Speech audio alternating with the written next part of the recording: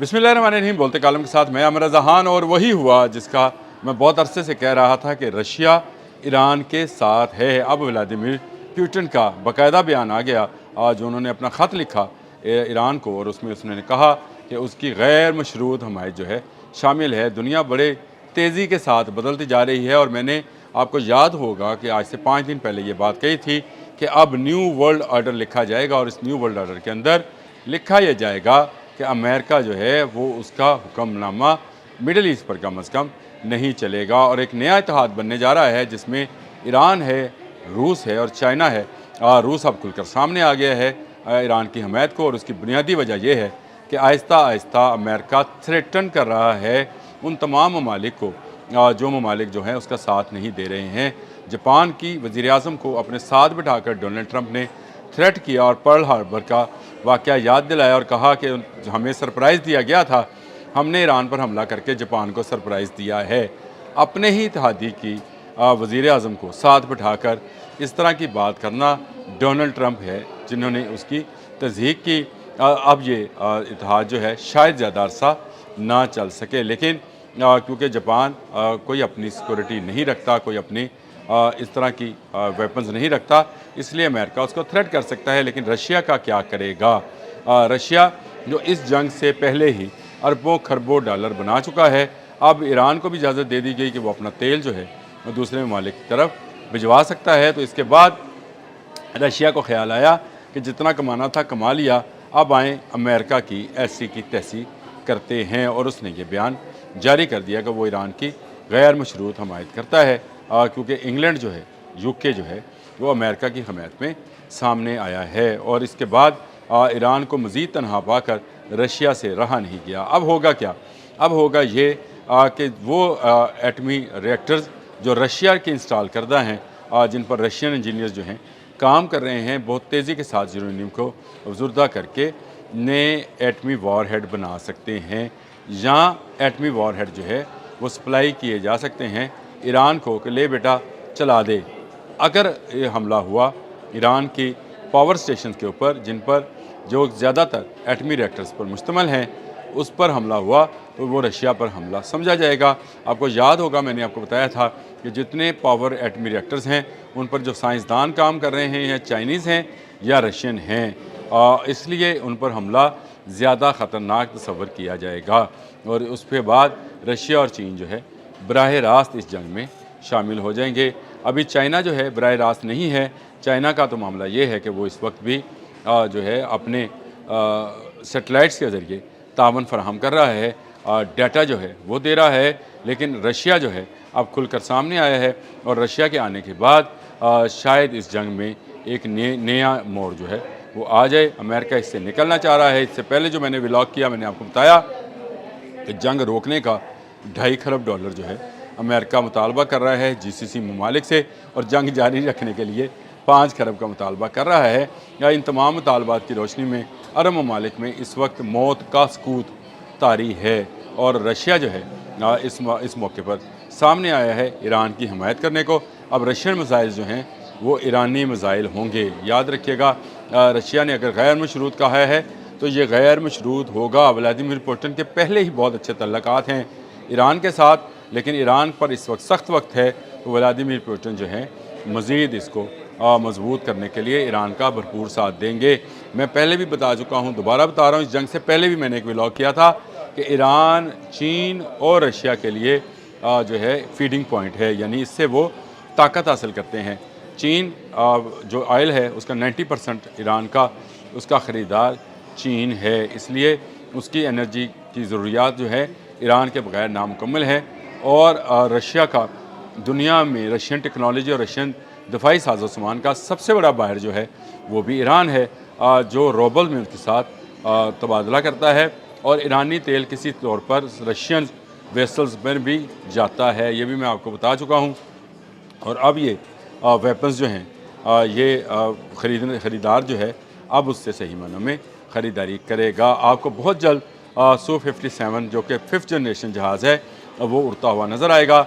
आपको बहुत जल्द ऐसे एटमी मिसाइल जो हैं वो ईरान के पास नज़र आना शुरू होंगे, जिनका बार बार शहीद मोहम्मद अली अली मोहम्मद नाइनी जिनको शहीद किया गया है, पासदारान इनकलाब के तर्जमान, उन्होंने इजहार किया था कि उनके पास अभी सरप्राइज़ बॉक्स में बहुत सारी ऐसी चीज़ें हैं।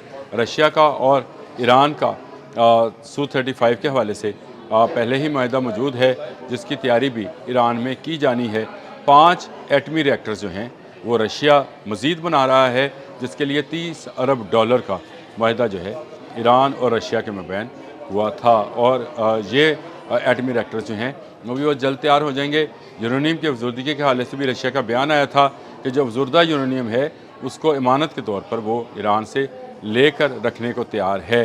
लेकिन अब व्लादिमीर पुतिन का ये बयान ये एक दुनिया, उस दुनिया के लिए जो ईरान के मुखालिफ है, सारी दुनिया के लिए नहीं, उस दुनिया के लिए जिसमें GCC ममालिक शामिल हैं, इसराइल है, अमेरिका है, बरतानिया है, इन ममालिक के लिए एक बड़ी ख़तरे की घंटी साबित होगा, क्योंकि रशियन का इस जंग में इन्वॉल्व होना 2 सुपर पावर्स को आमने सामने ले आएगा। 2 की बजाय अब 3 ही समझें, क्योंकि चीन भी रुक नहीं पाएगा। और ये जंग जो ईरान की पर मुसल्लत की गई और ये कहा गया कि ये चंद रोज़ा जंग है, जिसके बाद ईरान जो है अपनी हिम्मत हार जाएगा।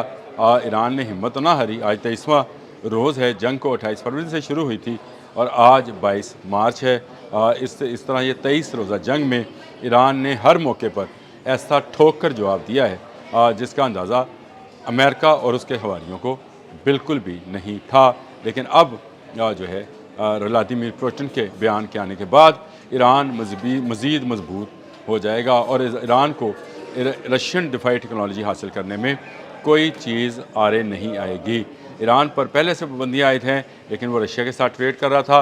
रशिया पर भी पहले से पाबंदियाँ आई थी, रशिया भी ट्रेड कर रहा था। यूक्रेन के साथ जंग में भी ईरान ने अपने शायद 136 के ज़रिए जो है मदद की थी रशिया की, अगर आपको याद है। तो अब उसी को पलटा कर रशिया दिफाई ज़रूरियात जो ईरान की हैं उसको बिला मशरूत पूरी करेगा। यानी कोई शर्त नहीं होगी कि फौरी तौर पर पैसे फराहम किए जाएँ, लेकिन जो तैयार माल होगा मिसाइल्स और जहाज़ों की सूरत में वो ईरान को फराहम कर दिया जाएगा। और ये जंग जो है ये अगले मरहले में दाखिल हो जाएगी, जो कि एक बड़ी जंग यानी तीसरी आलमी जंग की तरफ भी जा सकती है, जिसका इम्कान कम है क्योंकि अमेरिका अब इस जंग से निकलना चाहता है। इसलिए उसने अरबों से कहा है कि मुझे $5 खरब दें ताकि मैं जंग जारी रखूं, नहीं तो 2.5 अरब दे दें। उसका ख्याल है कि आधी रेट पर जो है बात चली जाएगी और मैं $2.5 खरब लेकर कुछ इसराइल को दूंगा, उसका नुकसान हुआ है, कुछ ईरान को दूंगा और कुछ अपने पास रखूँगा और फिर नीवा होके निकल जाऊँगा, यानी यहाँ से वापसी का सफ़र शुरू कर देगा। इस जंग में पहले रोज़ से मेरा मौक़िफ़ रहा है कि ईरान अपने दिफा की जंग लड़ा है, ये जंग वो जीतेगा, क्योंकि उसका जज्बा जो है वो अपने मुल्क का दिफा करना है। वो किसी पर हमलावर नहीं है, उसे सिर्फ बैठकर अपने मुल्क को बचाना है। और जब भी कोई जंग होती है तो हमेशा जो हमलावर होता है वो तब कामयाब होता है जब उस मुल्क पर कब्ज़ा कर ले, और जो दिफा कर रहा होता है वो तब कामयाब होता है जब वो अपना दिफा करने में कामयाब हो जाए और फ़ौजें वापस चली जाएँ। रशिया की इस जंग में एंट्री से ये जंग मुझे बंद होती नज़र आती है। इससे पहले कि ये जंग बंद हो, डोनाल्ड ट्रंप अरबों का रही सही जो दौलत है उसको भी उसकी लूट मार जो है वो करना चाहता है। और उसमें इस बंदर बांट में जो छोटा बंदर है इसराइल, उसको भी पैसे देना चाहता है। वैसे उसको बंदर तो नहीं कहना चाहिए, वो मदारी है, क्योंकि उसकी डुगडुगी पर अमेरिका बंदर नाच रहा है। और ये बंदर नाचते नाचते अब अरब ममालिक को लूटने सूटने पे आ गया है और कह रहा है कि मुझे पैसे दें। और इसमें इस मौके पर व्लादिमीर पुतिन का एक बयान जो है वो ज़्यादा अहमियत का हामिल है और उसने जो है सारी जंग का पांसा पलट दिया है। अब ईरान पर हमला, रशिया पर हमला होगा और रशिया पर हमला अमेरिका अफोर्ड नहीं कर सकता है। और ये जंग अगले चंद दिन में आपको बंद होती नज़र आएगी। बंद तो होना है, लेकिन चंद रोज़ में इतनी जल्दी में बंद होगी कि जब अरब ममालिक कहेंगे कि हमसे बाबा $2.5 खरब लो और जान छोड़ो, क्योंकि अमेरिका जो हमला करता है उसका जवाब इन अरब ममालिक में दिया जाता है। आपने हमस बंद है, लाइफ लाइन कटी हुई है, और इस लाइफ लाइन कटने के बाद जो है अरब ममालिक जो हैं वो लाचार हैं। ना उनके पास खुराक है, ना पानी है, ना उनके पास कोई दफ़ाई साजो सामान है। $7 अरब का साजो सामान बेचने की बात की है, बेचना चाहता है अमेरिका। अमेरिका हर तरीके से इन अरब ममालिक को जो कि ईरान के मुखालिफ अपनी सरजमीन अमेरिका को दे चुके थे और दे चुके हैं, जो अपना ज़मीर फ़रोख्त कर चुके हैं, अब उनको मज़ीद पैसा भी देना पड़ेगा। यानी बंदर की बला तवेले के सर जाने वाली है, क्योंकि जंग इसराइल ने शुरू की थी, उससे अमेरिका $1 भी नहीं मांग रहा, उल्टा उसने अरबों से डॉलर मांगे हैं, जिसमें से वो इसराइल को हिस्सा देगा। तो अब आपको गेम प्लान भी समझ आएगा, जो व्लादिमीर भी समझ गए हैं और उन्होंने जो है इसमें कार्रवाई का जो है आगाज़ कर दिया है। अब तक के लिए इतना ही। अल्लाह हाफिज़।